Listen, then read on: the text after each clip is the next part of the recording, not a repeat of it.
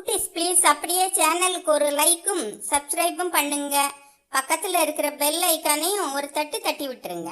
அப்போதுதான் நாங்கள் போடுற வீடியோவை நீங்கள் தவறாமல் பார்க்க முடியும்.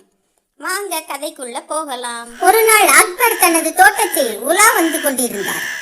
அவரது அமைச்சர் பீர்பாலும் அவருடன் நடந்து வந்து கொண்டிருந்தார். அங்கு பல காகங்கள் அங்குமிங்கும் பறந்து கொண்டிருந்தன. அவைகள் பறப்பதை அரசர் ரசித்துக் கொண்டே வந்தார். அப்பொழுது அவர் நினைத்தார், எத்தனை காகங்கள் எனது ராஜ்யத்தில் இருக்கும் என்ற சந்தேகம் வந்தது. உடனடியாக இந்த கேள்வியை பீர்பாலிடம் எழுப்பினார். பீர்பால் சிறிது நேரம் யோசித்துவிட்டு, அவை 955,463 காகங்கள் உள்ளது அரசே.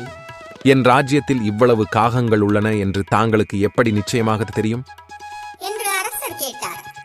நீங்களும் அவற்றை எண்ணலாம் அரசே என்று பீர்பால் கூறினார். ராஜா மீண்டும், என் ராஜ்யத்தில் இவ்வளவு காகங்கள் உள்ளன என்று தாங்களுக்கு எப்படி நிச்சயமாக தெரியும், அதைவிட குறைவாக இருந்தால் என்று அரசர் கேட்டார். அதற்கு பீர்பால் உடனடியாக, அரசே, மீதமுள்ள காகங்கள் அண்டை நாடுகளுக்கு சென்று விட்டன என்றார். உடனே அரசர், அதைவிட குறைவாக இருந்தால் என்று அரசர் கேட்டார். அதற்கு பீர்பால் உடனடியாக, அரசே, மீதமுள்ள காகங்கள் அண்டை நாடுகளுக்கு சென்று விட்டன என்றார்.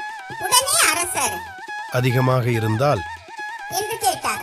அதற்கு பீர்பால், வேறொன்றும் இல்லை அரசே, அண்டை நாட்டு காகங்கள் நம் நாட்டிற்கு வந்திருக்கின்றன, அவ்வளவுதான் என்று பதில் அளித்தார்.